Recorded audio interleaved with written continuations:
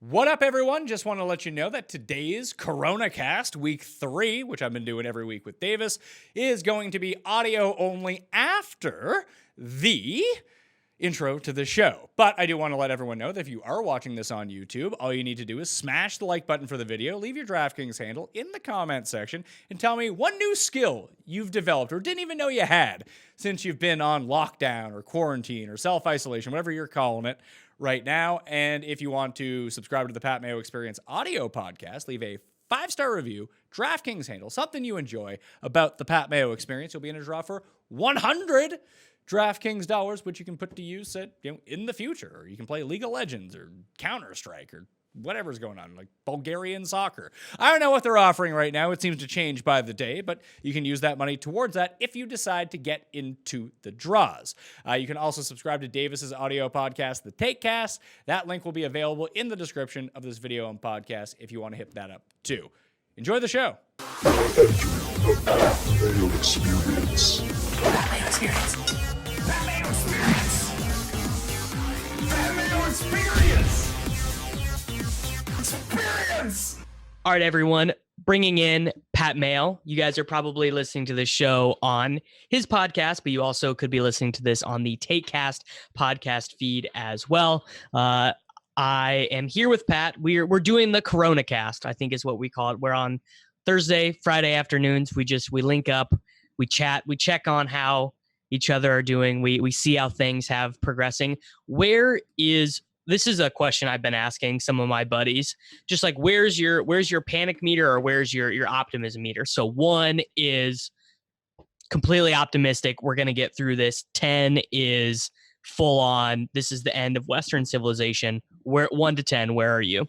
Oh, I'm a 1 on the panic meter. I think that we're going to get through this. Everything's going to be fine. It's going to take some time. It's going to take some time. This is true. Like, this isn't I'm not a 1 for sure. Like, this isn't it's better in 2 weeks kind of thing, but 4 months from now, we'll come out of it, and they just have to make sure not to blow it by celebrating too early, it feels like. One of the topics that I had written down to talk to you about it's like twofold. 1, you see all these doctors out there tweeting stuff, but then you get confused about who's a doctor and who's an MD. I'd be believing MDs on this sort of stuff, but there's a lot of people I have if it was basically if Cust was out there tweeting, Cust is a doctor exactly. of political science. I don't really care about the political scientist's medical advice, but you put doctor in front of people's names and they're like, oh, they're a doctor. They must know what's going on. And that's a lot not the case. And I get really confused about what I should be doing, what I don't do, because I read so much stuff. And then at the end of the day, I can't parse, was it good information or bad? Was it some random dude saying it? They say that if you lose your ability to smell and taste things, that could be a sign of coronavirus. Now, I don't know if that's true or not. I can't remember who told me. That seems to be something that people who have given firsthand accounts of having had coronavirus, that seems to be something that they report. I don't know if that is, if medical doctors expected, MDs, I don't know if they expected it to be a symptom of the coronavirus, but it seems to be Rufus, I believe, said when Rufus Peabody, who is actually a former guest of the Takecast, had the coronavirus, and I believe that he reported that. He also reported a weird symptom where he had extreme sensitivity to light, extreme light sensitivity headaches, which I thought that was just a really bizarre symptom. There is, of course, though, loads of misinformation out there. There's always ways for people to profit on misinformation, and I gotta say, this gal, Dr. Burks, out on her. She doesn't know anything. I thought maybe for a while she was a voice of stability, but yeah, just she doesn't know what's going on. Who is she? So when they do these daily press conferences from the White House, Dr. The Italian last name, I don't want to say it because I'll say it. I don't know if it's Dr. Fauci or whatever. They banned him. He doesn't get to come out anymore because he was too doom and gloom. And then, so Dr. Burks was a little bit less doom and gloom. I think her name is Susan. And she was getting to speak to the people as the official doctor of the White House or whatever. And then yesterday during her press conference, she was like, Oh, actually, Donald Trump, he's got a great mind for data and numbers and science, coming from, how successful he was in business. And it became clear that the only reason that this woman is allowed to come to these press conferences and, on TV is because she's somehow found a way to make Trump feel important, right? Like that's her only skill. And so we can't trust her anymore. Yeah, I don't watch those, so I'm out of the loop on what's going on with Trump press conferences these days. I try and watch a few minutes of them just to get a sense. And I mean, as we mentioned the last time we did this show, they seem to have a huge impact on the stock market. Like literally, like every time he talks, it seems to have an impact on the stock market. Though less so this week, I will say. The impacts on the stock market seem to be less so than it was when we did the Coronacast last week. Yeah, it's funny. Like, someone's going to go back and listen to if we continue to do this week by week, which, I'm definitely game for, because this is legitimately the only thing I talk about with people all day. This is the only thing people Correct. want to Yeah. talk about. Like, I mean, how could you not at this point? Like, if you've been in your house for like 7 straight days, like, is this getting any better anytime soon? And the most terrifying thing about it, I think, isn't necessarily the virus. I mean, that is terrifying if you get it, and then there might not be enough ventilators to go around. Who knows? Like, there's that whole side of it too. I think it's just the uncertainty of everything that really freaks people out. And now I might be getting this wrong, because it seems like the internet has taken it one of two ways. But when Trump said, like, oh, like Easter, pack everything in, like we're going to be good to go then, did he say that we could be good to go by then, or we will be good to go by then? Because if he said could in that circumstance, well, it's giving false hope. At least it's giving hope to people. Like, He said, I think he wants, I believe. So I know the exact code, and the word he said was raring. I think like I want us to be raring to go by Easter, which is just hilarious. yeah, I mean, that's not going to be the case, but at least you're selling it to people like, this isn't a certainty, although it seems like people have taken it that way. But if you just say, like, you know what, we're locked up for 4 months, like, you're not going anywhere, people are going to be like, oh, Jesus Christ, like, this is the worst thing of all time. At least in this circumstance, like, you can always pull the rug back in. It's like, oh, no, wait, we're canceling Easter services. You shouldn't go out. You should stay in your homes. But do you see what I'm trying to say here?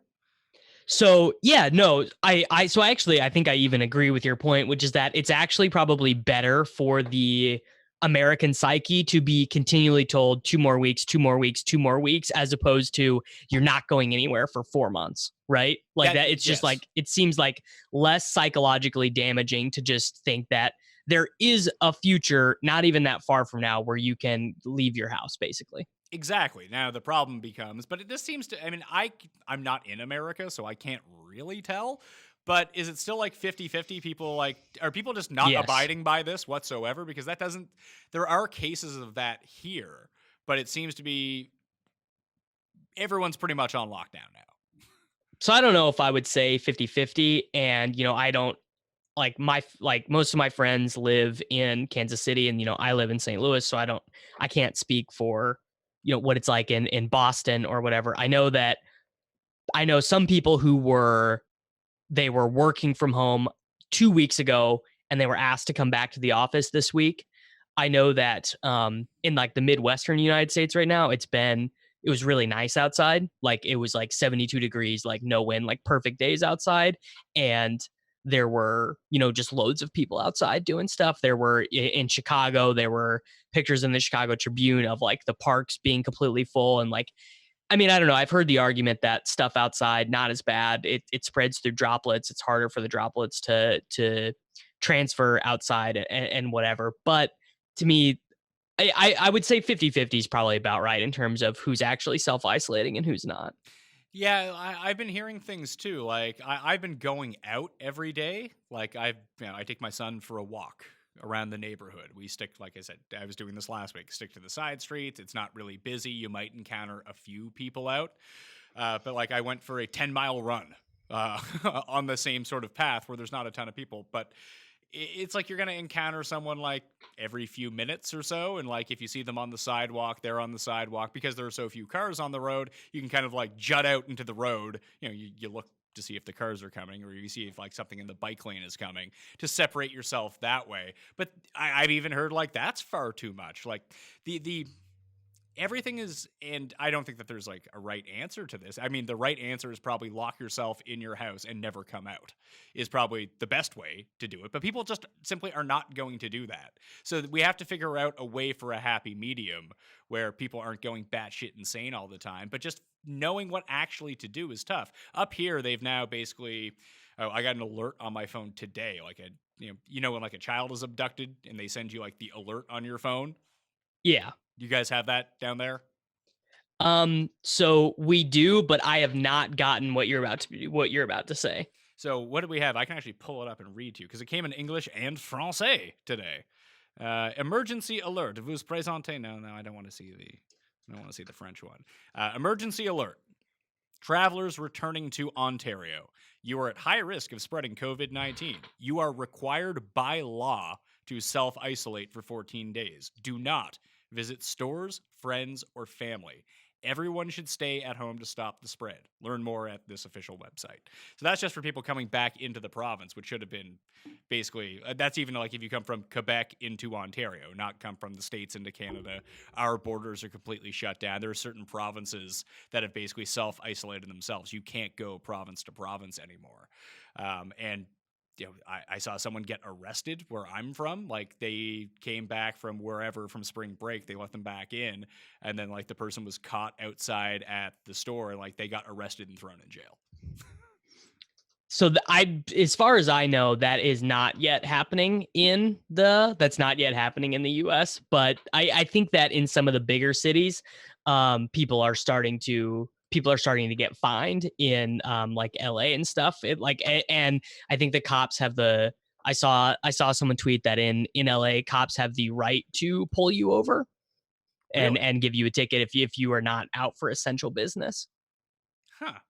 That's now it was just a tweet, so maybe it's like not real, right? Or maybe that cop lied to that person who had that experience. Yeah, I could see that. Yeah, I don't know. Like it's just it's so tough to know what to actually do. I mean, but this is what we've been talking about the entire time. Like when do you think this is going to be over? I guess that's the question. Like, because I don't know. So, if I thought that every person universally in the Western Hemisphere was taking this seriously, if I thought that the United States federal government was ran competently, same for Canada, same for Mexico, I think that this could be over by the end of July. I think that is basically the most wildly optimistic scenario. So I think that it's much more likely that we are still dealing with this in January and February of next year. Oh my God. So you don't think football is going to happen? I think that there are, so the problem with wanting basketball to come back, baseball to happen, football to happen, is that you're not going to get medical clearance for these things to happen from like team doctors or anything until there's a vaccine, right? That like what in what scenario, like we're not going to eradicate this, right? So there's got to be a vaccine, and I have not seen anything hopeful as it pertains to a vaccine yet. No, and it's going to be really strange to figure out where this vaccine actually comes from, because if it is developed in somewhere like Canada or Germany, somewhere like that, it will probably be made available to the whole world. If it's developed in the United States, there might be a cost problem with a lot of this. I mean, that's already been reported, is that the United States has already basically said, like, you know, we want to privatize this, which is, you know, I do not think that's great. I think it's pretty terrible, but it seems like something that is more likely than not to happen, which is kind of a bummer. So I guess I hope that the country that discovers it first is somewhere in Europe. Yeah, I think it was a Canadian who developed the polio vaccine, and Jonas Salk. Yeah, and they didn't put a patent on it to make it public. Yeah, saved millions of lives. Yeah. So hopefully that someone, if they do develop it, goes down that route. Yeah. I guess it would kind of depend on how bad this gets. So, as of right now, so we are recording this. This is important to note. We are recording this Friday, March 27th, 7:02 p.m. Central Time.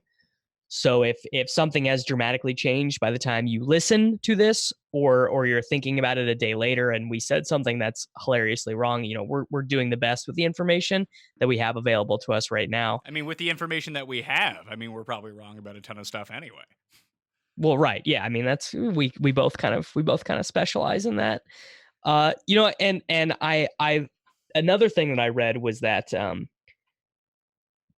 some doctors were having success with treating this with a Z-Pak, azithromycin, which I've taken 10 of those in my life, probably for like bacterial infections or whatever. So seems crazy that would be effective, and probably feels like that would be more effective on a younger person than an older person. I don't even know what that is. What is that? You never have gotten that for having like a sinus infection or whatever? No, I always use those like neti pots if I have a sinus infection. It's just like a super aggressive Antibiotic. bacterial, antibiotic. Yeah, just like super aggressive antibiotic, basically. When I was a kid, I had bad hay fever, so I had a puffer when I was like 7 for a year, and then like because I had a large adenoid at the back of my throat, so I was constantly congested. But then like once I got bigger and my head grew, I was fine. Well, The more you know about Pat.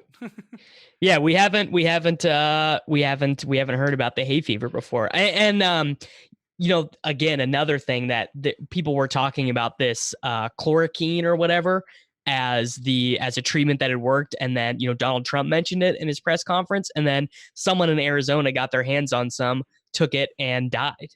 Just took it because it's really dangerous, and it's not an effective treatment for coronavirus, apparently. So yeah, but there definitely is going to be some false starts to this stuff. Yeah, that's why you're probably the one thing I did see, it seemed like they wanted to like test out new stuff on human test subjects. That seemed to be a thing they wanted to do. You probably so I think that's probably generally bad 99% of the time when it's a pandemic that is infecting the entire world. There's tons of people who have to be intubated.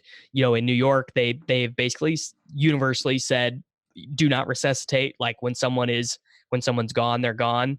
So that's really scary. Obviously if you live in New York or if you have loved ones that live in New York, but yeah, I think it's like, what do you want them to do? Like they probably should test on people, right? There's a lot of stuff going on right now that seems like a really, really slippery slope. Slippery slope. Yeah. And I think,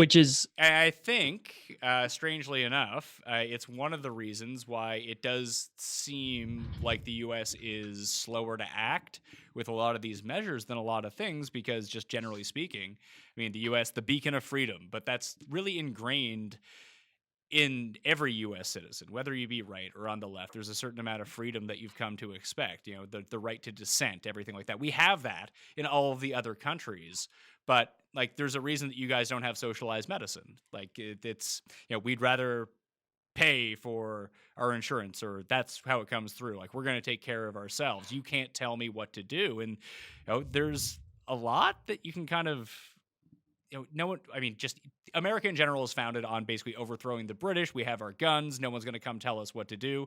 We don't want to be controlled by government. But like in Canada, Pat, you can just say that we're stupid. It's okay. No, I'm not even saying that. There's an element to that is the reason why like medical technology, by and large, in the best hospitals in the world are in the U.S. It's also why some of the worst hospitals in the world, in like first world countries, are also in the U.S. Like there's such a divide there, but it's because you have the ability to pursue as much or as little as you want to, I guess would be the best way to phrase it. Where in Canada, in the Netherlands, in Germany, we're far more trusting of our government. Like, the social net is so much larger in our countries. Like the bureaucracy is gigantic. So many people are employed by the government that And it kind of terrifies me a little when I see some of these provisions come in that, a lot of these provisions in emergency times can be abused to no end. And Americans, by and large, do not want to be controlled by the government. I don't want to be controlled by the government, but I do believe in something like this, that I have enough faith in my government that they're not going to try to take advantage of it. But that could be the completely wrong way to look at this. That's the part that I'm actually a lot terrified about. And I think that's where a lot of the American pensiveness comes into this. I mean, certainly a huge part of anything that happens with the federal government, just half of the United States is not going to agree with it, right? Just because that's just kind of how the ideology, the political ideology of our country has gone. And what's interesting is that this stimulus bill that was passed to, ostensibly get our economy back on track, no one's happy with it. The Democrats don't like what happened. The Republicans don't seem to like a lot of the provisions in the bill either. The thing just kind of sucks, which maybe means that it worked, right? In a good compromise, everyone feels like they got screwed. So I don't know, but and you are right though that a big part of the own the libs mentality about oh, the coronavirus isn't that big of a deal, it's fear mongering, whatever it is, just because people don't want to be told to stay inside their house if they don't want to, right? They just don't want the government to have the ability to keep them inside their house. And I don't think that's just exclusive to an own the libs thing. This is why people call you a beta cuck on Twitter. Statements like that, Davis. This is prevalent in almost every American. You can call yourself as left as you want. You go to one of these other countries, Canada might be a bad example because we're very American, but you go over to Europe and it's different. Just put it that way. Americans are Americans, and there's a baseline American in all Americans. And, pursuing what you want to pursue, regardless of what that goal is a fundamental right that you have. So you might choose to do it differently. But this is not the way that it's manifested itself is a left versus right thing right now. But if the issue is different, and let's say the left was wrong about something, the right was right about something, there would still be that divide, and it would be the same type of argument on both sides. Yeah, I mean, it would be it's just the way that this particular thing happened to manifest itself. It was the right wing of American political ideology that said it's fine, don't worry about it, and are having to change course. And I don't really know why that is.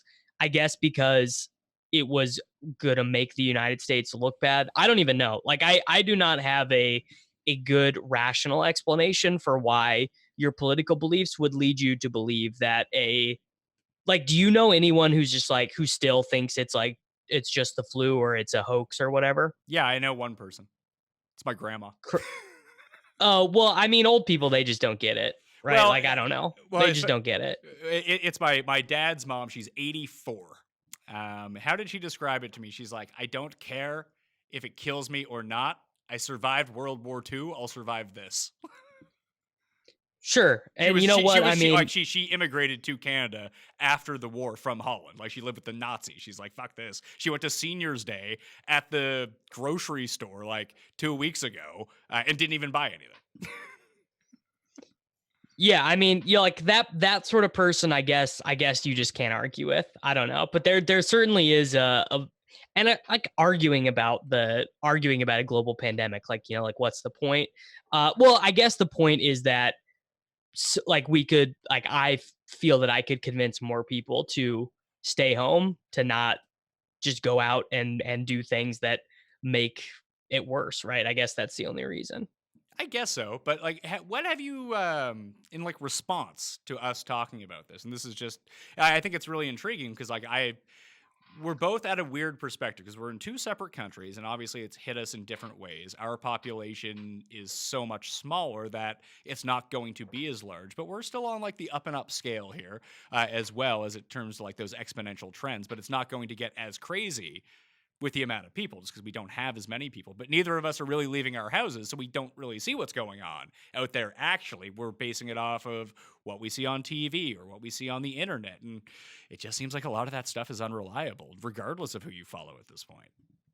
So my girlfriend's sister is a nurse, and she works at a hospital here in St. Louis, and she said what has been communicated to me is that like orthopedic surgery shut down.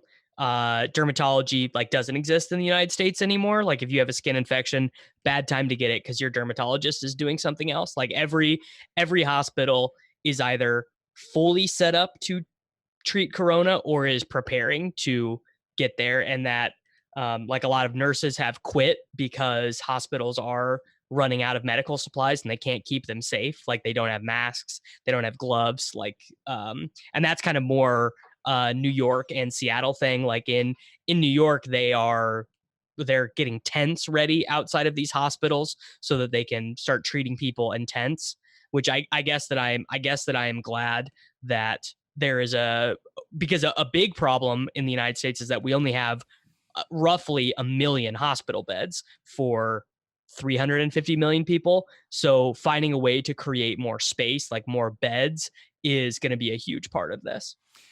Yeah, I mean, I saw they deployed like military to some spots, or they're calling on like military involvement, either to ship the supplies to make sure that it gets there, or they can set up those tents. But we have to start. If no one's at the schools, why can't you convert some of these schools as makeshift hospitals at this point? Like school's not coming back this year. Hate to tell you. School's not coming back. NBA probably not coming. I mean, there's a lot of empty buildings, right? Like just whatever you could say, like, you and I care about sports, other people are going to care about other things. And we could just say like, it's not the thing that you like. The odds are greatly in favor that it's not coming back. I guess the one thing is if we prepare like this stuff isn't coming back and we put these facilities to use, like I saw Ballmer today, he donated like $25 million to COVID relief, but he also just bought the old Forum for $400 million. I mean, he could.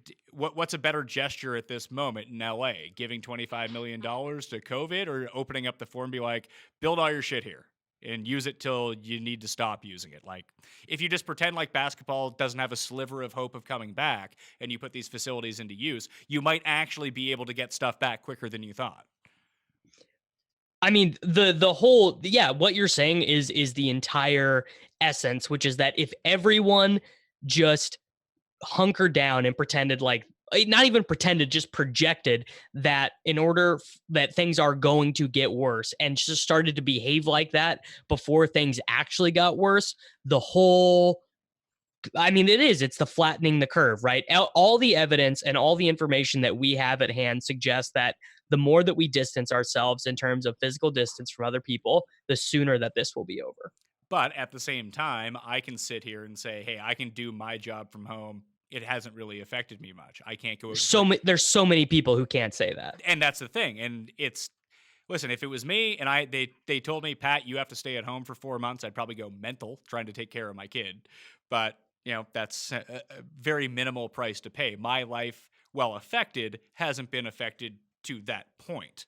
Now, there's other people who just don't know what the fuck is like day-to-day life is not the same. Like they can't afford to live. They have nowhere to live. That kind of thing. That if you do tell people, hey, 4 months from now, everything's going to be fine if everyone stays in, that's fine. It's like when people talk about like, we should be communists, and communism on paper definitely works. Then you see it in practical applications like, oh, this doesn't work at all. Like this is a bad idea. All people are doing is just power grabbing everything. Like on paper, that makes the most sense. That's how you flatten the curve. But I don't think that's realistic, to tell you the truth. It's not realistic, and a huge reason it's not realistic is that people can't make money, right? It's just like that is factual, that like so many people can't do their job in that scenario. So that's a primary reason. But I don't think that's the only reason. There's other people who just straight up can't deal with being cooped in. We talked a little bit either last show or 2 shows ago about like mental illness and things like that. If you're already talking about, dermatology and different wings of the hospital being shut down to prepare for COVID, what about mental health practitioners? Like you have to do video chats. You can't go in potentially to re-up on your prescriptions. And like there's a lot of people that are going to be depressed out there. So when you add to the total numbers of deaths with COVID right now, you do have to factor in some other deaths to go along with it. Like the suicide rate is going to rise, and that's not. I think that for anyone. The evidence exist that it has in the United States. Like, I mean, if anyone out there listening right now, like, I know a few people that are by themselves, like locked, like self-isolating, like they can't go see their families,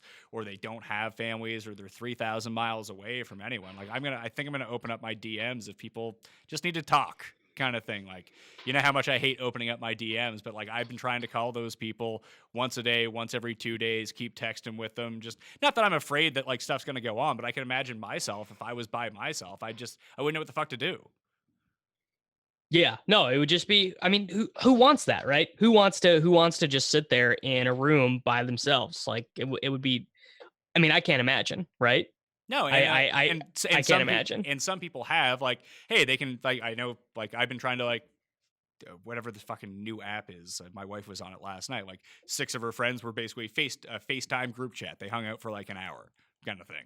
And like I've been doing that with my friends. But I mean, that is a situation that I'm in. I'm lucky enough to be in that situation. Just like I'm lucky enough to still be able to do my job.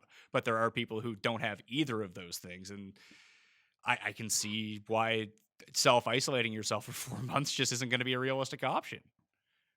I mean, it's not a realistic option for many different reasons, right? Like the mental health aspect, the economic aspect, like and just at the point of like is it even really worth like because we don't actually know many things about the novel coronavirus, right? Like we are operating right now off loads of incomplete information. And I kind of get this a little bit every once in a while on Twitter from people where they'll be like, man, why do you like, oh, you want this to be so bad so that you can be right or whatever. And like literally nothing would make me more happy than to be wrong about this being a serious problem. Like I would love if the death rate is being way over projected, that like because like the optimistic scenario you would paint would be that 150 million people already have it. The death rate is 0.0001%, and our medical system is going to be able to handle it just fine. That would be the optimistic, rosy picture that you could paint. I don't believe it, but it's a theory people have. Well, I must say, America's doing a pretty good job, like looking at the death rates of other countries versus the United States. I mean, Germany seems to be by far the best so far, but America is like second on that list. Like people are not dying at the rate that they are in other countries after they contract it. So, I mean, that's positive news. But then I start thinking about I think it's probably a reporting thing, but I could be wrong. I actually think it has probably more to do with the median age. Like Italy and Spain are at such high risks because they have so many old people. And they have a lot of this is another thing that was pointed out to me. They have a lot of people that smoke. Yeah. Which is basically the like if you smoke, you're at like you're like 50x more likely to get this and to get sick from it. Not good for me. Not great for you. So I've been trying to cut down, like, because when I started hearing about that, and I tried to quit. I did quit for 8 months when my son was born, so that would have been 14 months ago, and I started smoking again because. Have you thought about chewing instead? I started smoking to quit chewing in the first place. I know, but if you're saying right now you can't quit, it certainly would be, given the respiratory illness that's going around. Don't you think it would be better? It would probably be a more prudent move, yes. Maybe. I'm not trying to tell you how to live your life, though. Well, don't tell me how to live my life. Don't put that over me. But that is actually probably a pretty good suggestion for the moment. But there's something. I'm trying to figure out what it is. I mean, obviously, I'm addicted to the nicotine part of smoking, but there's so much of a routine of my smoking that I find really, really hard to break. And I'm such a routine-based person to begin with that, like, I mean, this is the third week we've done this show. Like, self-isolation week 2.5 to now has been much easier for me than, like, the first little bit. Like, I had to develop a new routine and realize like what the new normal is for me on a day-to-day basis. But now I'm into that routine and I feel like I'm getting through the day much easier. Like I'm more productive during the day. I feel better. I'm trying to smoke less. So I went from a pack every 2 days. Now I'm down to a pack every 4 days. So I'm trying to smoke like 5 a day. I'm not trying to smoke 5 a day, but I am smoking 5 a day. But when I'm at the office, like every time that we finish recording a show, He'll be like, well, what do we do now? Well, we have to transfer this file over to this computer. That's 20 dead minutes. It's like, smoke? Okay, maybe 2 kind of thing. So now that that part is out of my life, I find it a bit easier to quit or at least scale back. But there still are certain times at home where it just sounds like an excuse for me to smoke as I hear myself speak it out loud. It's stupid. You should just watch an episode of Clone Wars every time you want to smoke. Why Clone Wars? Because the episodes are like 20 minutes. Fills that dead time. Yeah, but I'm at the office. Like, I mean, there's stuff that I could be doing, but, you do need, especially like after, I mean, you record a ton. You do video stuff. Do you ever get tired? Yeah. Like physically tired? Yeah, I mean, at the end of the day, yeah, like I'm definitely beat. Like, just like you're like animating your face and everything. Like, yeah, I get tired. Like I did a batch record the other day, I think Monday or Tuesday, and I recorded like 5 hours of content back to back to back to back. So I was like, I got to pile up content here. I don't even know if I'm going to have access to my equipment in 2 days, kind of thing. Let's get as much of this done as possible so we can survive 2 weeks. Still worth a show. So I have a bunch of content backlogged at this point, but I'm still obviously recording new stuff. But like I was gassed. I went home at like 8:30 and fell asleep at 8:35. Like I was done. And it sounds like the weirdest thing in the world, but I was like physically tired. Yeah, because it's so like when you're on camera and you got to listen to what other people are saying, you got to be ready to say something and be entertaining back. You got to animate your face, all that stuff. Like, yeah, like when you and I get done with this is probably the 4th video I've recorded today, I think. We're not actually we're not on video. Yeah, we're just podcasting. But I was gonna say this is one of the main reasons that I like doing this one audio wise. It's a different type of conversation. I think like the video version of my show versus us talking like this, it just has a different feel to it. Like this is far more podcasty back and forth, where a video is a lot of question answer. There's back and forth, but it's not like even if we were both recording this right now and I was on camera and you were on camera and I was sitting at the desk instead of at my kitchen table, I feel like it would be a different conversation. It would be a different conversation. That like doing things on video and doing things on podcasts and then doing things not being recorded. All those conversations have a different tenor and tone to them for sure. So what are you doing to work out these days? Man, I got to tell you, running outside. Me too. I hate it. Should we be doing that? So before I did it, I read an article on runnersworld.com. I can maybe go find it if you guys tweeted me about it. It was posted to me and John Paulson from 4for4 because we both were asking on Twitter, like, is that okay? And it was an article from Runner's World with, I think, 3 or 4 like MDs, not, Tim Andercuss, but actual MD doctors. I don't want to slander Tim here. I'm just using Tim as an example as a doctor who's not an MD. He's not actually giving medical advice to people. Correct. So anyways, the consensus was, yes, you can do it. Obviously, don't get too close to people. And weirdly, don't spit. Don't spit while you are running, because that is like for the coronavirus can stay alive in your spit on the sidewalk or in the grass or whatever for a long time. Really? I did not know. See, that's something good to know because I am a big spitter. That was the conclusion of this Runner's World article. So I've been doing that, clearly not every day.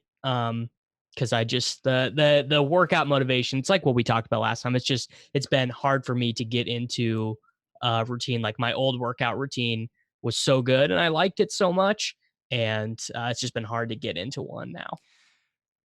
That's why I said that this week has been better for me. Like I've developed I try to bring my son out for a walk between, and it's weird. I'm working more now than I ever have because I'm basically. That's the thing. That's what's been crazy. And I'm like working 2 jobs at this point because daycare is gone. My wife is still working full time, so she's working during the days. So we try to split it up a little bit, but mainly I'm getting up with the baby, and I have him till like 4. So from like 6 o'clock till 4, I have the baby. And then she takes over, and then I'll go shoot what I have to do. I'll go write what I have to do. So I've kind of switched my recording schedule to night times. That's why we're recording this at 8:30 at night. But I'm not getting paid for the other one, but it's taxing. So I have to figure out a way to get some exercise in with him. So it's usually like go for an hour and a half long walk kind of thing. Or when he goes down for a nap, I'll go run for half an hour and my wife can take care of it if he wakes up, and I'll be back soon. So that's sort of the routine that I've gotten into. But I can't remember if I told you this or not, but right before, I think it was we recorded the first show, I went to Walmart and just bought like 2 barbells and a bunch of weights and just have them at my house now. And that's actually making me feel a lot better. Just to be able to lift something, like to lift weights, keep myself strong. Like I've been doing a ton of body weight stuff, but it's not like you lose size, like you lose strength if you're doing that, if you've been used to lifting. So I feel like that's really gone a long way. And I just ordered some more weights from Walmart to be delivered to my house. And eventually I think they're going to show up, but it's going to take some time. I have a friend who got one of those like adjustable barbells. So you can, Leone got one of those. Yeah. I mean, if you get 2 of those, I mean, you're fine for like lifting. And in a time like this, when you're sedentary and you're sitting around and you're eating like shit, that just lifting something, just doing some weight stuff will make you feel stronger and better, and it will give you more energy. Yeah, we have some free weights around the house that I enjoy. But like, yeah, it's just my routine is just all messed up. The most exercise I get is like every day I do walk the dogs a good decent bit, at least once, if not twice, which is shout out to my dogs. I can't imagine doing this without dogs. Like for real, sounds horrible. No, I completely get it. Like, would I go out for a walk every day if I wasn't pushing my son in a stroller, which is both terrifying, but like it's nice to get out of the house. He needs to get out of the house. Like he's basically in a chicken coop the entire time. I live in a very small condo. Like he doesn't have anywhere to go. But then I'm like, I have the baby out. It's like, Jesus Christ. Like I don't want to get too close to people. People are like walking at me. I'm like, you get the fuck off the sidewalk, pal. Like you're the one who needs to deviate, not me with the baby. Correct. Yeah. Yeah, but I'll try to do as much as possible. I have a bunch of stuff written down here. So like I said, I was shocked. Let's do it. I was shocked about how much, at least here, people are willing to be controlled by the government. And I think that's what's separating the U.S. from a lot of things right now. But at the same time, this is a prevalent theme that I've heard. A lot of people ratting other people out for not social distancing or quarantining, which could very much be the right thing to do. But that also sounds like how a lot of these bad governments of the 20th century got started. When you start pointing the finger at each other. I mean, I'm all for pointing the finger right now. Guilt people into staying outside. I'm all on, or staying inside rather. I'm all on board for that. Now, when we talk about slippery slope type of stuff, I mean, yeah, you can point to many things that have happened in the past 100 years where doing things like that did not turn out well. Did not turn out well. That's true, right? But like, this is a scenario where, I mean, I don't know. I think people got to sacrifice for the greater good right now, which is, a lot of slippery slopes have started that way. Yeah. So, I mean, these are the concerning things to me that exist out there. And like I said, I start to think about it personally. Like if I knew that like the person who lives right above us, she travels back and forth to Nashville a lot. So she was in Nashville and came home right when like the quarantine thing went on. Like it's against the law to leave your house when it's within 14 days. You have to self-isolate for 14 days. And she has. But like if I saw her out walking out 2 days later, I'd be like, what the fuck are you doing? Like I'd probably tell her, like, get the fuck back in your house. But if she's like, go fuck yourself, what then do I do? Like, am I comfortable calling the cops on her? I don't think I would be. I'm not calling the cops on anyone. I wouldn't do that. They're actually, though, I don't know if maybe I'm just more vigilant right now, but I feel like I've seen more police in my neighborhood the last few days. Someone had mentioned this to me too, that they've seen a larger police presence. I think it was Paul who mentioned it to me. He's just seen a larger police presence. So I don't know if there's more cops patrolling right now, or there's so few cars on the road to begin with that you just notice them a whole lot more. They seem like they're the only people out. Yeah, although I live right next to a road where a lot of people drive, so I still see a lot of cars around. Okay, then maybe that is the case. I don't think that. Well, it seems like it's when people see like the military coming in. Like I saw there was like tanks being shipped in or military vehicles shipped into LA to help like kind of counteract all this stuff or at least help out with it. And the first thing I see online is like the government is coming to like destroy us all. It's like I don't what are they gonna wage war on their own citizens? That doesn't make any sense. Yeah, like I mean I think it's QAnon people. I don't know. I don't know what these like idiots believe, but like the deep state people. Well, I've been following Tommy. I mean, I got to give Tommy some credit on this one. That like he is filling up my day with entertainment. Yeah, Tommy G and all celebrities they eat baby like something that comes from baby skulls. Yeah, I don't know where this came from. This was not on my radar at all. But I'm like, I'm in for like the 10 minutes of like laughs, like the connections that we're making here. I'm in for it. And then like I don't want to see it the rest of the day. And then like tomorrow there'll be a new celebrity video, and he's got like a 2-hour breakdown. It's like, yeah, I'll watch like the first 5 minutes of this. Like it's good for a chuckle. But then there's like people that are like, yeah, you know what's up. And if you like, we're the sheep in this one. Like we're not woken up yet. No, we are. They have a word for it. Red pilling from the Matrix. Right? This sounds like an incel thing on Reddit, by the way. It is. This is a huge incel Reddit thing. Oh, I mean, Tommy is just the audience.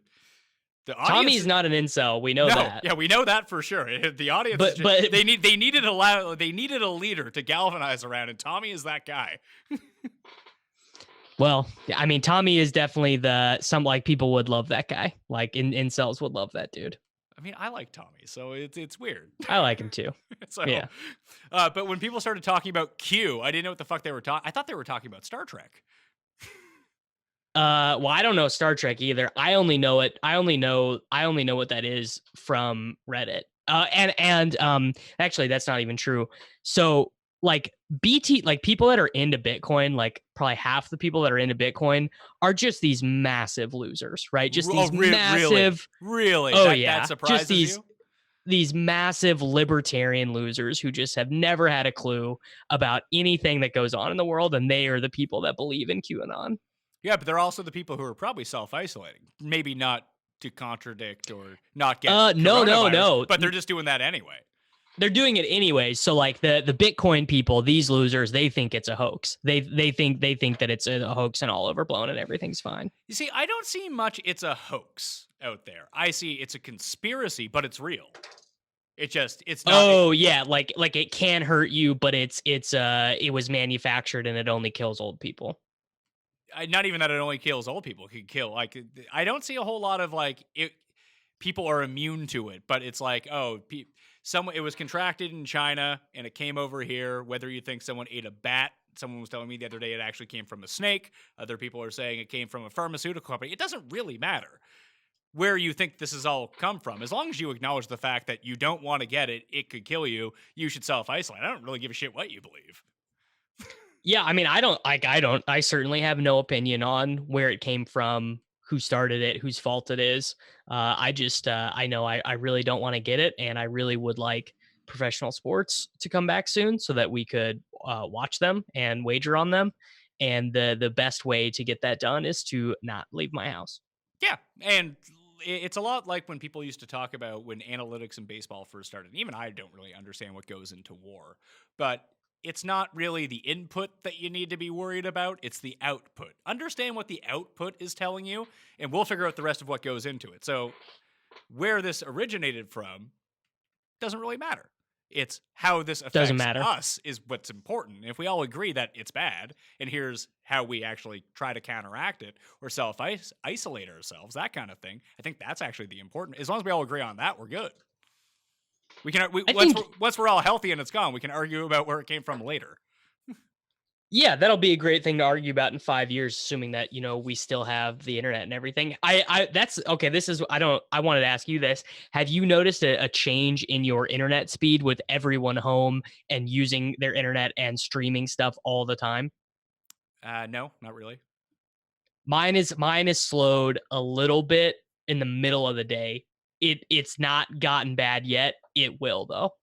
After a certain point, it's gonna get bad. Well, I think in Europe, like if you use streaming services, you can't stream in 4K or 1080 anymore. The max you can go is 720. Just because they need to secure bandwidth. I don't think we're at that point yet, but that seems like a very logical thing to do. Like, I mean, really, I know that there's a difference between 1080 and 720. I work in video production, but it's not to the point where like you're hurting if you can't watch stuff in 1080. Yeah, no, you're not hurt. Yeah, you will be fine. And I gotta say, as someone who plays video games online, that's a sacrifice I'm willing to make. If they're just like, if my internet company's like, look, for everyone to keep their coverage, you can't play MLB The Show 20 online anymore. Whatever. Okay, fine. Yeah, because I mean that is really the only thing keeping us all sane right now. Imagine if like somehow internet disruption happened and people lost the internet. People would this would be over in a day. It would be over tomorrow. Yeah. No, there would be no more. There would be no more isolation. It'd be over. People would be in the streets with pitchforks. That is 100% correct. Yeah, it would just be done. I got some breaking news for you out of London, Ontario, Canada. Hit me.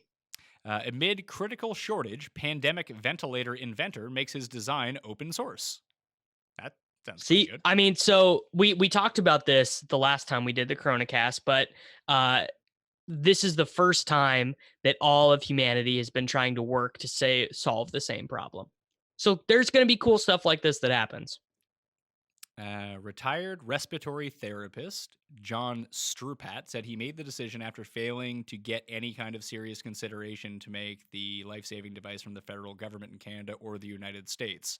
He said it's been 2 weeks, the pace is too slow, so he wants like corporations or manufacturers to just start making them.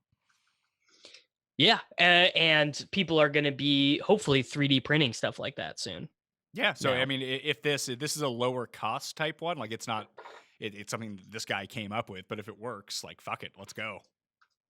Yeah, and there's, I assume that, well, actually, this is interesting. You can't 3D print medicine, I'm sure, right? That just because it's not an organic compound. Can I be like straight with you? I don't quite understand 3D printing. I've never seen a 3D printer. Have you ever seen a video of how they work? No. Like I've seen the end result with stuff, but I've never actually like sat down and watched like the 2-minute video of it actually printing something. So it's actually pretty cool. And it does not do it how you think it would. It builds things up like layer by layer. So no matter how like long something is, like let's say I'm building up a golf club, or actually no, that's a terrible example because that would just go straight up. So like, okay, it's building up a box. Like instead of how like your brain would think of it, like, okay, we're going to build it by all these sides and then we're going to put it up all together. What it actually does is it just goes from the bottom of the box and then the lathe just goes all the way up to the top. It's cool. Like I'm not doing a very good job explaining this at all. Watch a YouTube video when we get done. It's cool. Here's my question, because I saw people 3D printing guns. Like if you 3D print a gun, does the gun work? Like, does it shoot people? I'm gonna say yes, but that's with very little conviction. I just that seems so. Do crazy 3D printed guns work? I think no. Okay, that's probably a good thing. Has anyone have you talked to anyone yet who thinks that this entire thing is going to lead to people taking away their guns? I feel like that's a yes. So like that's like it won't. Gun stores have. In fact, this is the opposite of that.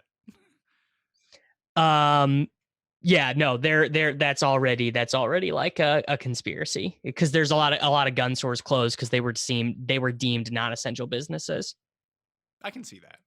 We did the essential business thing up here too. So like, I went through like the entire list of everything, and like technically I'm an essential service, which I really lucked out with that I'm able to continue to work. How are you an essential service? Media is an essential service.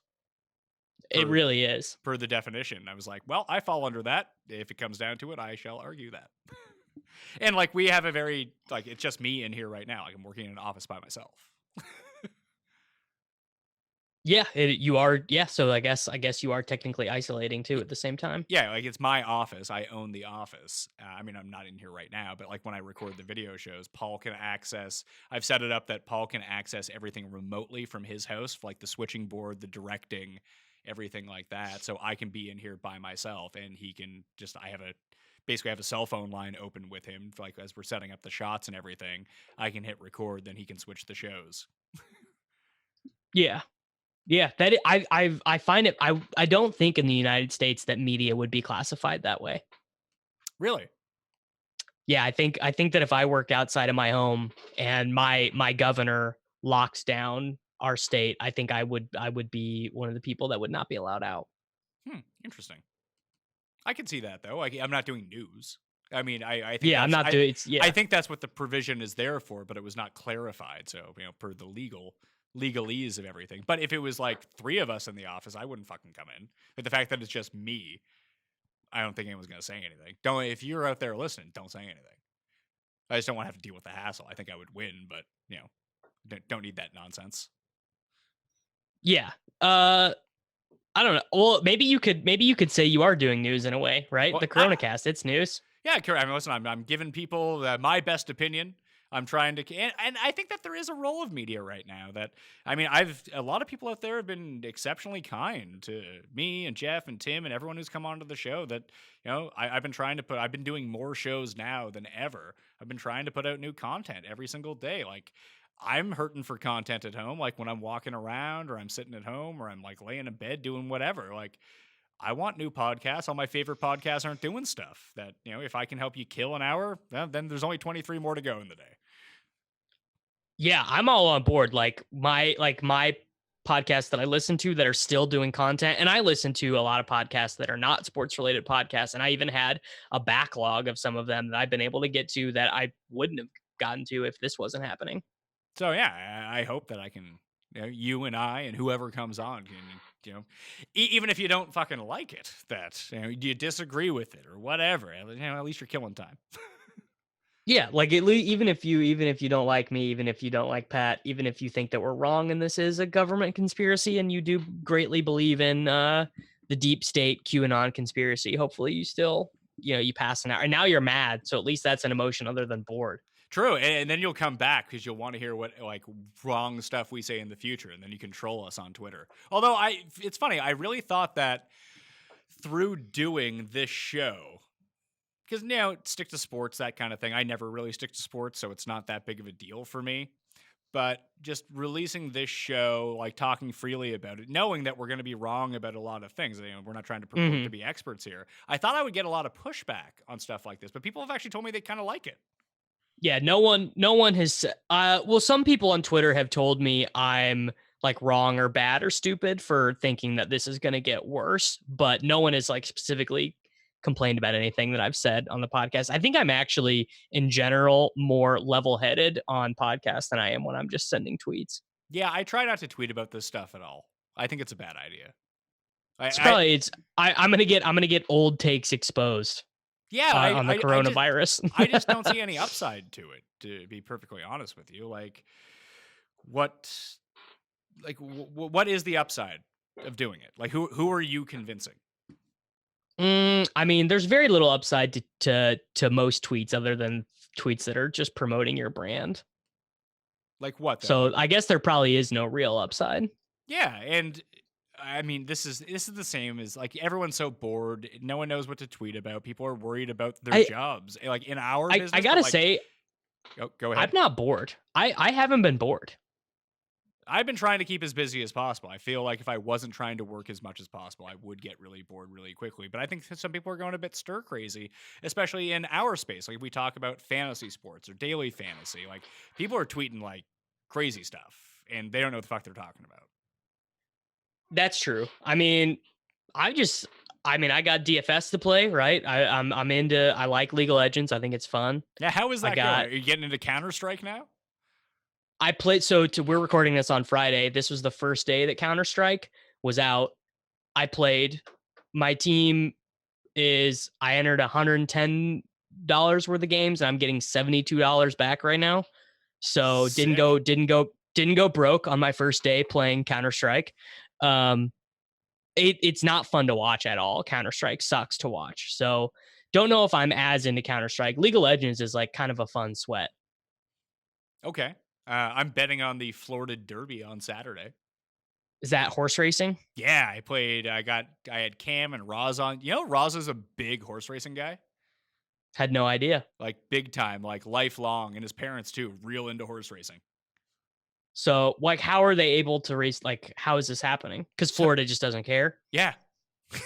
Like there's no one there. It's just the jockeys and the horses. One of the jockeys tested positive for coronavirus, so he's out. That's crazy, but it's happening. Yeah, it seems like what are the picks? I mean, I think this is, I don't know when we're releasing this, sometime on the weekend. Independent something. Okay. 4-1. But like I got Cam and Ben to reach because Cam teaches me every year at the Kentucky Derby, and that's the only time I ever bet on horses. But I got them to kind of respell out like what like a superfecta and a trifecta and that kind of thing is. So I played a trifecta with boxed picks. So that's going to be fun. So basically, all my picks are just fading the favorite. I mean, that's like, so like that's what you're supposed to do with horse betting, right? I have no idea. I mean, I bet on the Kentucky Derby and lose every year. That's I don't actually get how horse betting works. Like, I don't get what you're making your decisions on. It's like Cody Safdie, my MMA guy, who just absolutely crushed that like Euro minor league MMA event from like 2 weeks ago. His dad's a jockey and a horse trainer. Okay. So like and he's like raising horses and doing stuff like that. That's like a family business with him. And like the stuff that he knows about, like you can look at a horse and see it a different way for a different like type of track. Like he knows that stuff. Like I don't know that stuff. Yeah, to me, it's like one of those things where like for League of Legends, for anyone over the age of 30, it's just like I look at it and it's all Greek to me. I don't like I have not spent a cent on esports. Like I don't get it at all. And like people keep asking me, there's a couple shows that people keep asking me to do. It's like get into esports, like do esports coverage. But I'm like, I just don't care at all. Yeah, it's not for you. Yeah, it's fine. Like it's like the same reason that I don't do soccer shows. You know what I mean? Yeah, it's like if it's not for you, it's not for you. And I'll gamble on anything. I don't care. Sure, but like if I'm going to do content surrounding something, I at least want to have a modicum of interest in it. And other people have been saying like you should do a stock show. I was like, A, you don't want to listen to me about stocks. 2, I don't know who to trust when it comes to this stuff. I trust like my financial planner. He's been pretty good. I've been in touch with him over this entire thing, but like I don't want to have someone on touting stocks. That seems like the absolute worst idea in the world. I mean, it wouldn't be any fun to listen to. I literally would never listen to a show about touting stocks, but I would listen to a show just like talking about the stock market. Like I think the stock market's fascinating. Yeah, but I don't know anything about it. Like I get that like there's just seem to be so many different levels in it. Like I don't know the difference between the NASDAQ and the Dow. They could be the same thing. I just don't know. There's not a world I know anything about. I pay someone to do that for me. Do you know? Yeah, I know. I mean, I know. I know what the difference is. Can you explain it to me? So the Dow Jones Industrial Average is just 30 companies. And those are supposed to be kind of like a bellwether for what the economy is doing, right? And the NASDAQ, I think, is more like tech companies, and the S&P 500 is something else that measures like more. It's 500 large companies traded on the stock exchanges that are in the United States. Let's look at what the NASDAQ is, because that one I actually don't know. So let's find out what the NASDAQ is. We're learning. We're learning things. We are. It's a composite stock market index of common stocks and similar securities. It's one of the 3 most followed common indices in the U.S. stock market. So, like, I mean, do you have like Market Watch or Yahoo Finance on your computer? No. Or on your phone? No. Yeah, like I read Market Watch and Yahoo Finance every once in a while. The only thing on my computer right now is a live stream of Stanley Kabani versus Bovid Lizdi, which I believe is Belarusian hockey. I was wondering if it was I'm so mad that DraftKings won't get Belarusian soccer going. Belarusian. Really? Well, Belarus is white Russia. That's what it translates as. Well, okay. I'm mad that they don't have Belarus national soccer on their website. Maybe it's one of those things like the call the 1-800-GAMBLER. Maybe this is like one of those times. No. Like, I'm not betting on this stuff. I just opened my betting page, look at my horse racing bets, and that's like they have the live events that betting sites like can procure to live stream on their site are hilarious. Like now table tennis is up. I mean, I just need more things like this. Actually, you know what I think? Look, so this is like I want to expound on this idea. Well, hold on. I just want to say that after you read like what the Dow Jones or S&P was off Wikipedia, people are like yelling at their phones like, people are so mad. Who the fuck are these two mopes? And like, you're right. And like I said, this is why I get someone to invest my money for me because I don't have a fucking idea. Yeah, and so like also this is another point that I need to make is people are like people on Twitter will be very confident that they are like the smartest people in the world and that they can beat the market and yada yada when like every study ever that exists about the market basically says it's all random and that if you beat the market over a long run you just got lucky. So I don't like if you want to tweet at me and tell me how good you are at the stock market, I probably don't believe you. So I think it's important to make that point as well. Okay. And what do you want to deep dive on? So not even a deep dive, but like this is what we need. We need like official league sanctioned simulations of games, right? Like on Madden. I don't want to fucking watch a simulation on 2K of fucking anything. I don't want it. I don't want to watch it either. I don't want to watch it. I just want to gamble on it. Why? You can live without gambling. Jeff and I even talked about this the other day. Like, people are searching for stuff to gamble on. Do you know why I like gambling on golf? Because I kind of like golf. I like watching golf, and I like to have action on it. It's the same with the NFL. There's a reason I don't fucking bet on baseball, because I don't want to fucking watch it.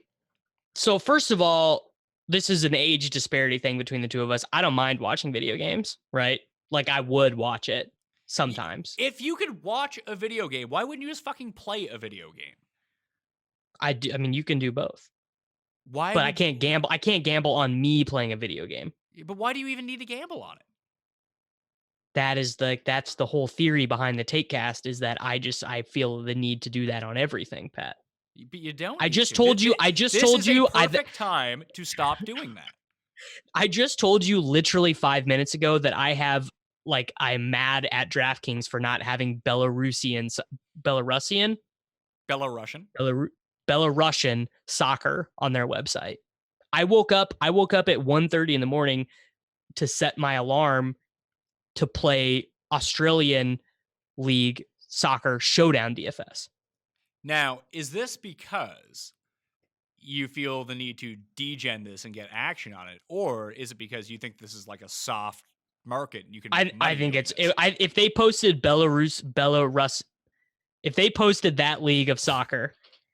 I would first of all, people would be so bad at it. They wouldn't know where to get the information and it would be super so it's largely number two that just people would be horrible at it. When there was that weekend, 2 weekends ago where Liga MX was the only thing in the lobby and they had like 20K to first for the Liga MX GPPs.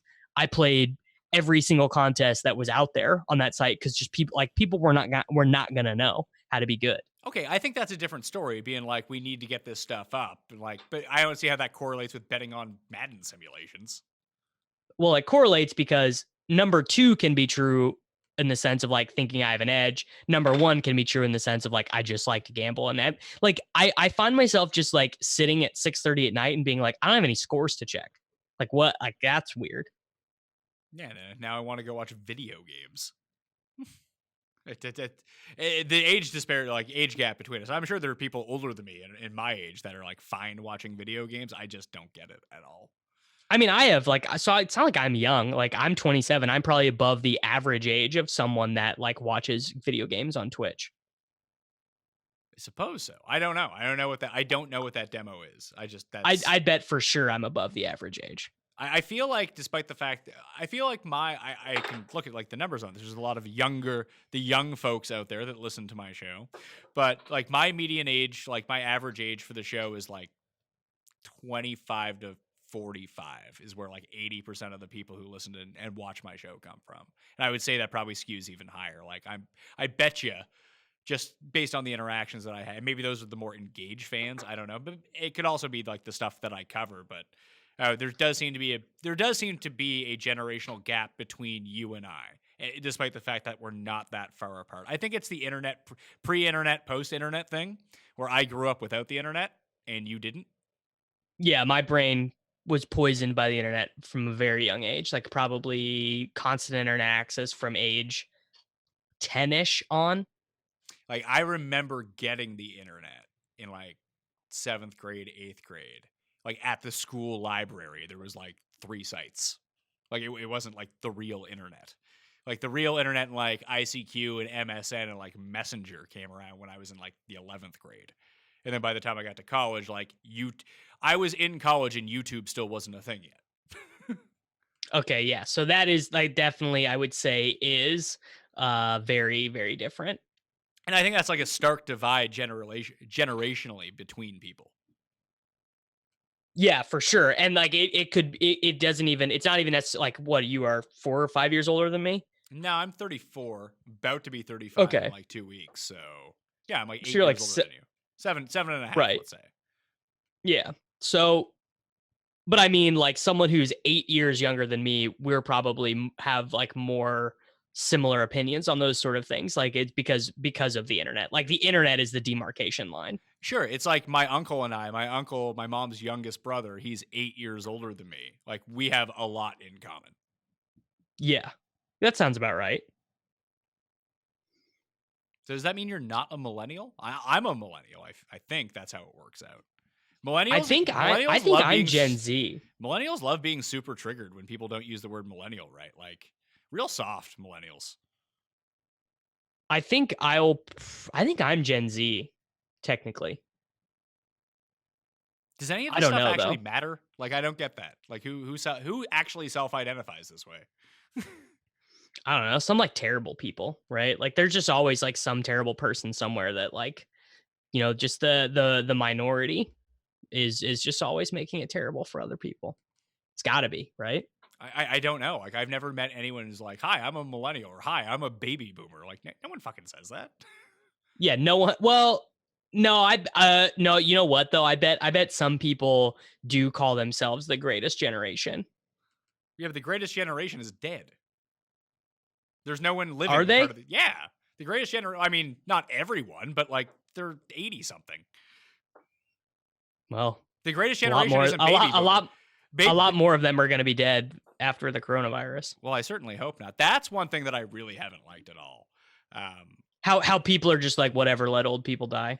No, it's not even to let old people die. I don't agree with that either. But it's like, if I don't agree with you politically, like I hope you get coronavirus and die.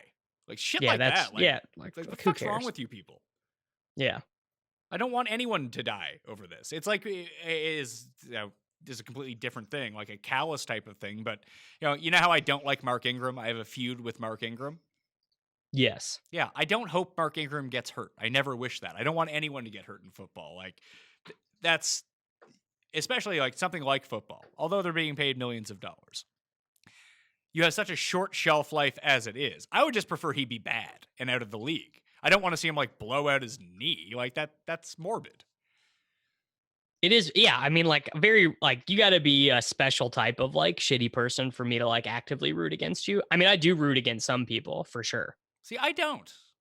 I just Maybe you're just a better person than me. No, but I'm like a shitty person, which is the really strange thing about it. I think that some people are like bad and not redeemable. Everyone is basically, not everyone is redeemable. Like 99% of people are redeemable. Like I'm a much better person today than I was 10 years ago. I'm a much better person today than the day before I met my wife. I'm a much better person today than the day before like my son was born. Like kind of thing. Like maybe it's just getting older. I might I don't know. I think 90% seems high, or 99% of people being redeemable seems high. Like, to say people are unredeemable, that means they're like psychopaths, and that's not a high percentage of the population. Or maybe they're just like dumb and useless. Maybe. I mean, people I don't forget- know. Maybe that's harsh. Maybe that's harsh. Yeah, it just sounds like a real like ivory tower type take, Davis. Yeah, you know what? I gotta walk that back. I'm gonna get some nasty comments. You enjoy a nice elitist view, by the way. That's true. Yeah, that is true. That's very true. It's like, it's not something that I like about myself, but it is true. It's also a younger person thing too. I mean, it's usually That's reserved- that. Like That point has feel- been made to me before. I feel like people, like, because I was exactly the same way. Like, I fucking know everything. Listen to me. Go fuck yourself. It's funny. Like, I'm at the age now where I'm kind of in between. Where like, I don't fucking know anything. This is horrible. It's sort of interesting in the sense of like, some things I can be like, well, I don't know anything, and I can ask for help. And then other things I'm like, I know everything. I'm literally a genius. You have to understand that. Like, it's like very rarely do things fall in between those two things for me. It's like either I know everything and I'm the expert, or I know nothing. You have to teach me. Well, I think that's even when you think about like political leanings, and I don't know how all this is going to shake out post how the virus ends up, how long it ends up going, because there is a world where, like you said, you don't want to be like doomsday guy. You would prefer to be wrong by all this stuff going on. But let's say this all gets wrapped up really quickly. People are going to fucking love Trump. He's going to win in like a landslide. He might win every state. I mean, I think the fact that people are going to open up their mailbox and get $1,200 checks.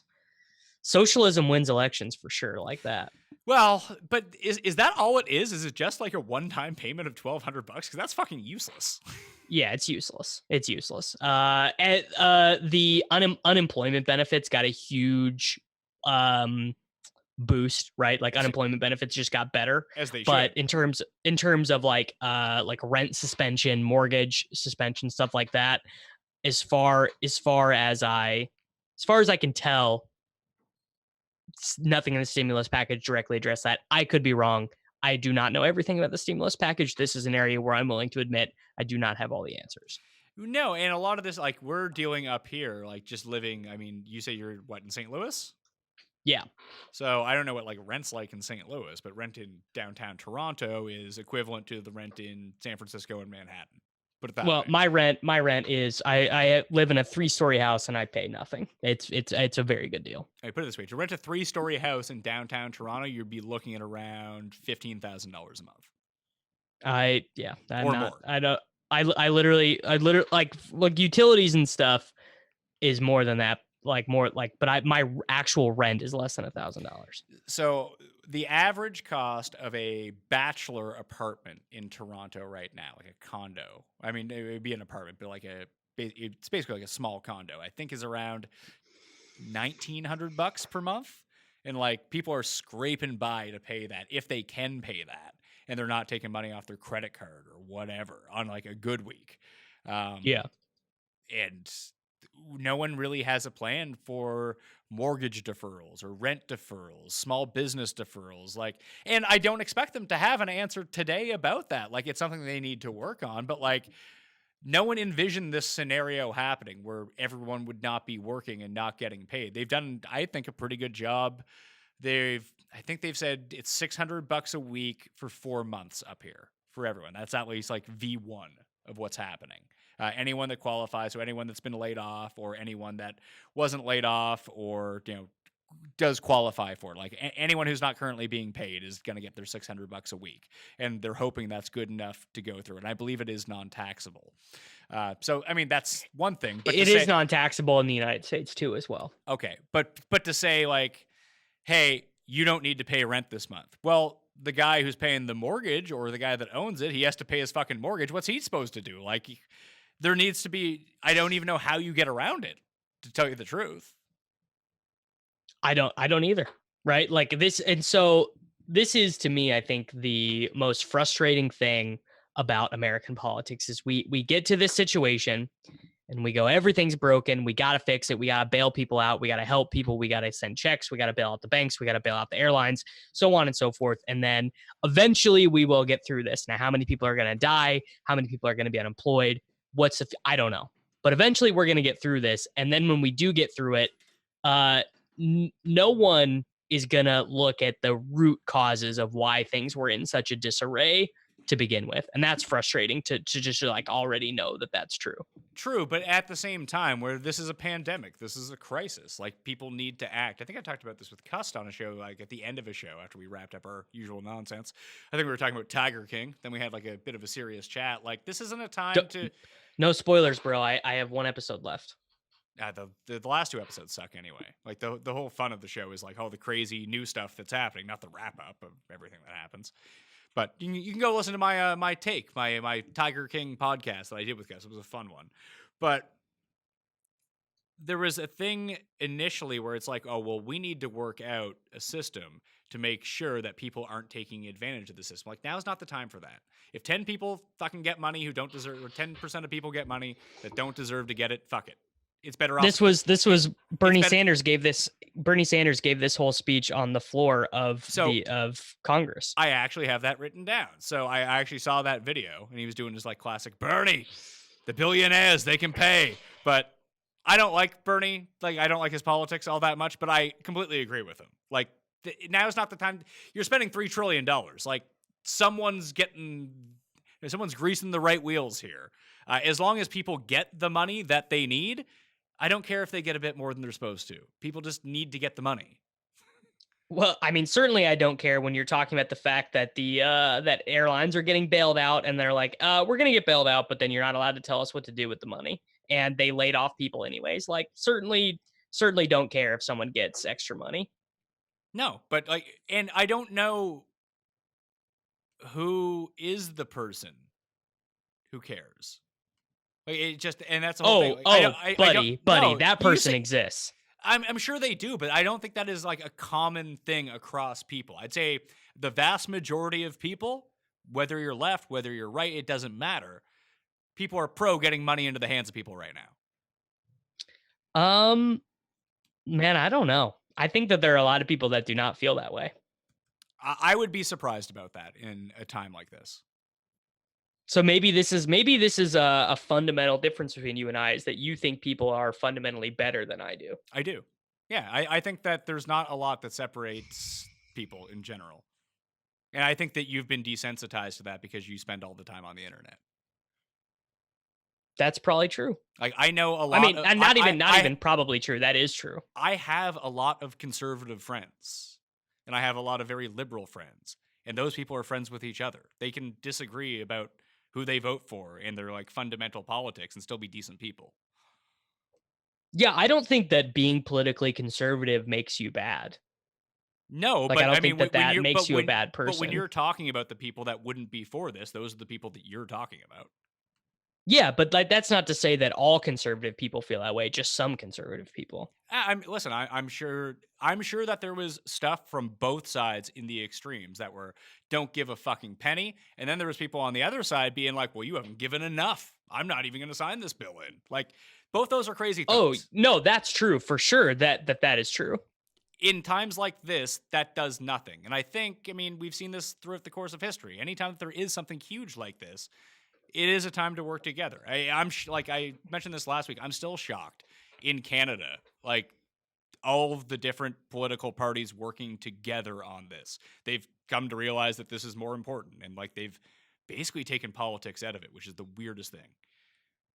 Yeah, we have not done that in the USA. But I feel like personally, with people, it's closer to meeting in the middle and let's help people. People need to be helped. Let's help them. I think that's a fundamental thing that most people do believe. What are we defining as most? More than 80%? More than 70%? Sure, more 80%. Let's say for me. I don't think I'd quit. I wouldn't quibble too much with 80. I'd say it's probably more. Well, that's a vast majority of people.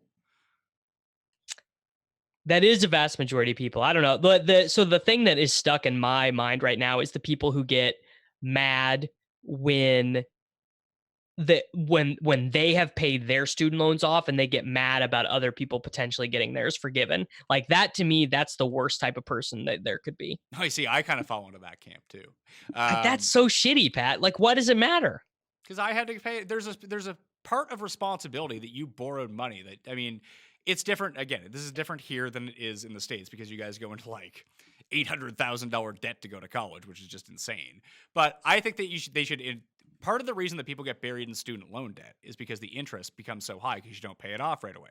I think that they should forgive all of the interest, make them interest-free loans, but you borrowed the money. You got to pay it back. Like if I'm not doing well and the mortgage, like if I lose my job, I mean, I don't go to the bank and be like, listen, I can't pay for my mortgage. They're just going to take my house. Like when I pay back my student loans, like there is an aspect of responsibility to that. It teaches you how to budget. It teaches you how to pay. Now, getting buried in them is not something people should have to do either, but a lot of that is interest related. So if you want to make the argument that you borrowed it, you got to pay it back. I mean, maybe at the most core level, I disagree with it. But then when you look at all of the socioeconomic stuff that goes on in the United States, I really disagree with you. But like, don't make the argument that someone else has to pay it back just because you paid it back. Just make the argument that they have to pay it back because they borrowed the money, which, by the way, is literally the only time I've ever noticed that you sound Canadian. That's the only, like, ever. That's the only Canadian word you've ever said. Which word was it? Borrowed. Borrowed? Yeah. I've never noticed you say a word a Canadian way ever until right then. Well, that's because we don't talk a lot about bars or cars or anything like that. Then the hard AR, it really comes out. R's in general. Just because I'm from the East Coast of Canada, that comes out. Yeah. And you like, have you ever said a? No, like that's a very dialect type thing. Like, yeah. I know a lot of people that say a. My parents say a. But like my mom's from Newfoundland, but she doesn't have a Newfoundland accent. Like I have friends from Newfoundland and they don't have the heavy Newfoundland accent. Like a heavy Newfoundland accent, you can't really understand, but it's just, if you speak grammatically correct, you don't have a Newfoundland accent. You lose the accent if you just speak normally. I guess that makes sense. So that's why you have a different accent than your parents? Yeah. Actually, I sound a lot like my dad. Like voice wise, my voice doesn't sound like either of my parents actually. Well, that's because you sound like you're always asking a question. That's true. I think I actually sound like that less on this show though. Maybe not. I don't know. Like on your show in general, or just you and I speaking together? When you and I, because it's less of my radio podcast voice and more of just me talking. Which, like in real life, no, like I don't sound like that. No, I sound more like myself in real life on like this version of the show than I do when I'm on the show. Yeah, that's what I'm saying. Like when I'm like interviewing, I think that like upward inflection gets worse when I'm talking to someone that like I don't know. So it's like I'm just like I'm pressing and I'm trying to make it obvious when my sentence is going to end. Yeah, you have to lead in, because the worst thing that you ever want, and it's actually not the end of the world, but just psychologically to get over it, especially if you're speaking with people that you don't really know all that well, or you're not used to their mannerisms, or you're not used to their cadence, that you're trying to lead them into a question. You always feel like dead air is the absolute worst thing in the world. It's sort of the Jim Rome thing. I tried to do it a little bit there, but I couldn't even pause long enough because I'm so afraid of dead air. But you should really try to embrace dead air, because in day-to-day life, there is dead air. And 1 second of dead air sounds to you like when you're speaking. Like 6 minutes. Like that was like crazy. Yeah, it sounds like no one has ever spoken before. Like we went to a Buddhist monastery and we took a vow of silence for 3 days. Like that's what 1 second of dead air sounds like. And the more you listen to other things, you know that's just not the case. That's just how it seems to you. Yeah, that's for sure true. Although, I mean, when I'm listening to a podcast and there is like a second of it, like I definitely do notice it. But maybe that's because I'm listening for it specifically. I think you do notice it, but as long as it's not long enough to be like, I sometimes I think my headphones get disconnected. I'm like, what the fuck happened here? And I look at it, it's like, oh no, it's still going. Yeah, it's crazy. Well, anything else you want to talk about? It was nice to catch up. Nice to catch up. Looking forward to keeping this going, talking to you next week. Hope you're good. I had to take my temperature today. I was like, man, I'm not feeling well. I feel a little hot. I got the Rona 98.6. I'm fine. That's why I feel like we're starting to come out of this a little bit. I don't think the worst is over by any means, but the acceptance of it. And I always thought that when people started making jokes about this and it didn't seem super awkward anymore would be a very good sign. Now that everyone's calling it the Rona and no one's like disgusted by that, I feel like that's optimistic thinking. I use humor to about things that make me uncomfortable. So that's why I said that. Sure, but it's not just you I've seen say that. Sure. Yeah. I mean, that's like a meme now. Yeah, but the fact that it is a meme in a weird way, I think is a good thing. Man, I don't know. I think that the kids these days, I think that they would joke about like the Black Death. You think so? Yes. I thought young people were supposed to be more empathetic than any other generation. Maybe in real life, not online. No, people are bad online. Yeah, people are really bad. That's the one thing I have done. I've become less online throughout this entire thing. Although it seems like a time I should be more online, trying to get news and data and everything. I just feel like that was breaking my brain. It is breaking my brain, and I'm more online because I'm actually more busy now than I was before sports ended because I have more content responsibilities and more people are watching and listening to my stuff. So I feel more obligated to make it good. Sure, but I mean, I'm doing more recording too. But if I'm recording, that means I'm not online. I'm recording. Oh, I can be online and record. I cannot. I'm in front of the camera. Yeah, I mean, right now we're hanging out. I have an online poker game up and Twitter. How you doing? I mean, I play so tight. It doesn't matter. Like I've probably folded 30 hands in a row. Not that many, but. Did you play in that Grinders tournament? Mm-hmm. Yeah. How was it? It was, I mean, like it was kind of one of those things where I got so many bad hands in a row that I actually was just kind of curious how many bad hands in a row I could get. I was in it for an hour and a half, and I think I played 4 hands. It was fun. I think it was a really cool idea. I definitely would do it again. Like I think that's awesome to have, as everyone is reaching out for some social contact. I thought it was really fun to have everyone on my timeline kind of talking about and thinking about the same thing. So really cool, and would be nice to get some better hands next time. Yeah, and it is, you can open up to the public too. So if people follow all these people, like it's not just an insular thing where I'm playing with you or you're playing with Dan or anything like that. It's open to everyone, right? Like I missed out on it. I wasn't even really paying attention. Someone tweeted me like, "Hey, you should jump in on this." I was like, I was like 10 minutes into a lift. I was like, I got like 40 minutes to go here. I think I'm going to take my exercise more seriously than poker. But I want to get in next time. Yeah. Yeah. Do you like poker? I played poker for years in college, and then I just stopped. But I'm so bad at online poker. Like I always played live games.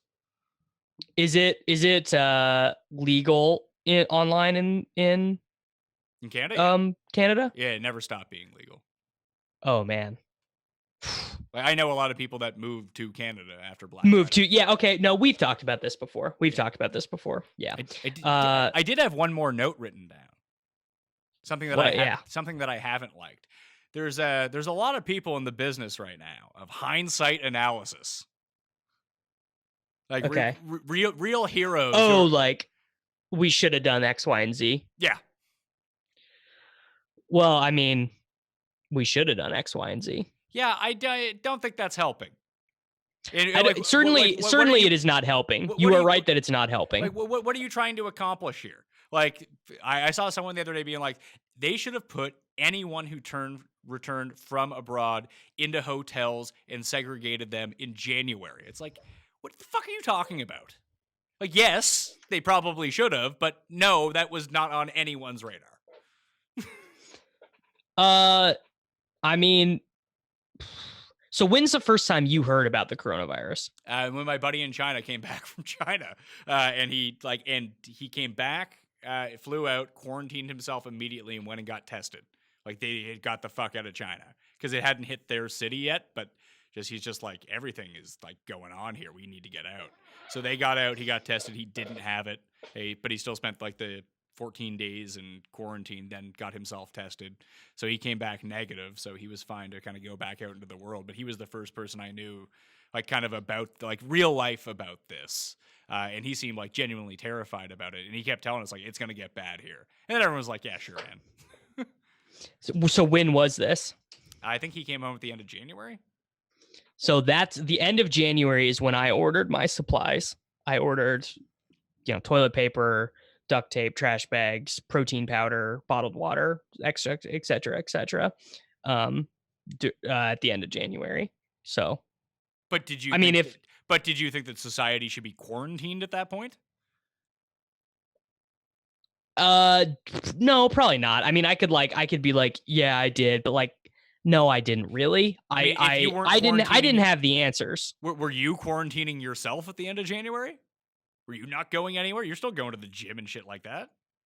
Yeah, that's true. I was but I did start like obviously taking like washing my hands, sanitizing, all that stuff way more seriously, and I started like a really intense like vitamin regimen, because that's one thing the CDC says is like taking like zinc, vitamin D, and a multivitamin every day is like very good for your immune system.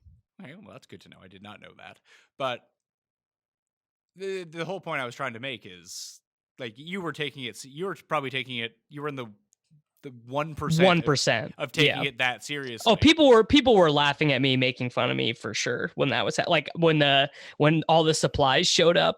Like, yeah, like people were definitely teasing me. But even so, if you were in the 1% of people taking it seriously at the time, it's not like you were even doing what you're doing now. Yeah, for sure. So to call out, hey, we should have been doing this then. Yeah, you're right, but you didn't say that. Yeah, but then. who cares? Yeah. Like it's a non-starter. So if the U.S. federal government, right, if Donnie T would have been like, we're doing it, we're quarantining right now, I certainly would not have been one of the people on the internet being like, it's just the flu, it's a hoax. I would have been like, all right, that's what we're doing. Let's do it. This is a really interesting situation, because what if Trump had said that in the middle of February, before it got, like, when everyone, and even that, that's too late. They reacted too late. Well, everyone reacted at the same fucking time, live in the real world. But let's say he had said that in February. Everyone right now needs to self-isolate. He talked about social distancing. He was the one who brought this out. The left would have called it a fucking hoax. Just because Trump said it. And that's where you guys are all fucked up. I mean, I would not have, because you say that, but I mean, you said you've come off of like the Trump derangement thing, but there are some people who will just disagree to disagree. If he said it, it can't be true.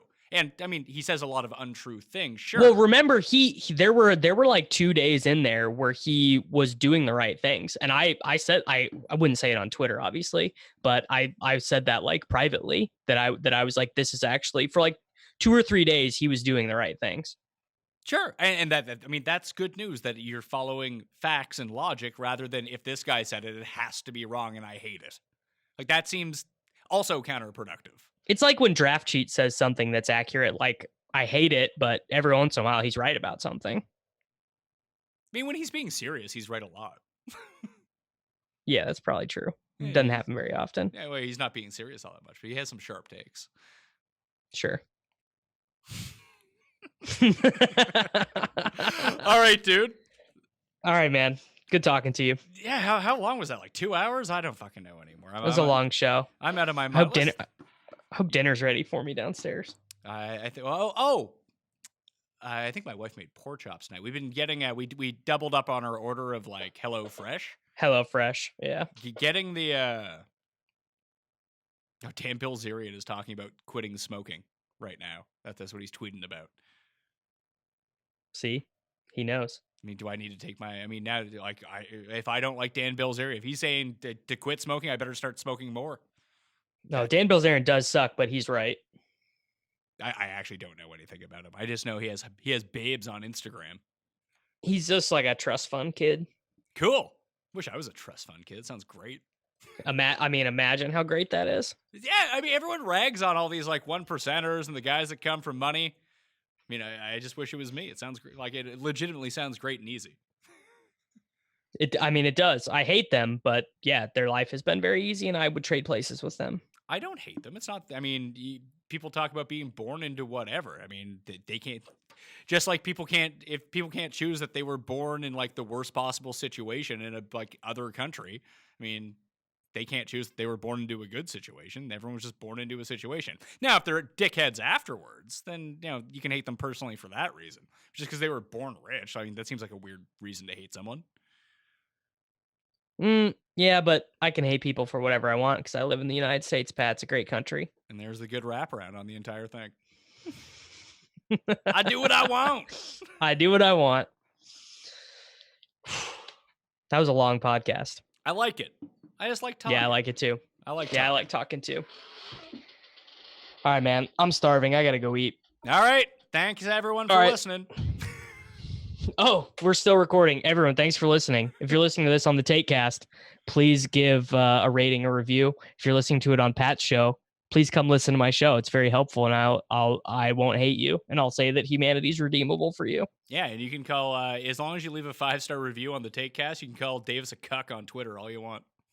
Literally, you can call me whatever I want. I'll probably just mute you like I have everyone else muted. It's so funny how many replies I get to my tweets that I'll never be able to read. Yeah, well, people yell into the void. I mean, that's. I don't get why people block people when you can mute them. The block gives them power. I agree. Yeah. So you just mute people and they never even know. It's very funny. All right. I'm Pat Mayo. Thanks everyone for listening out there. Thank you, Davis. Thanks, Pat. Talk to you soon. See ya. That Mayo experience. Experience.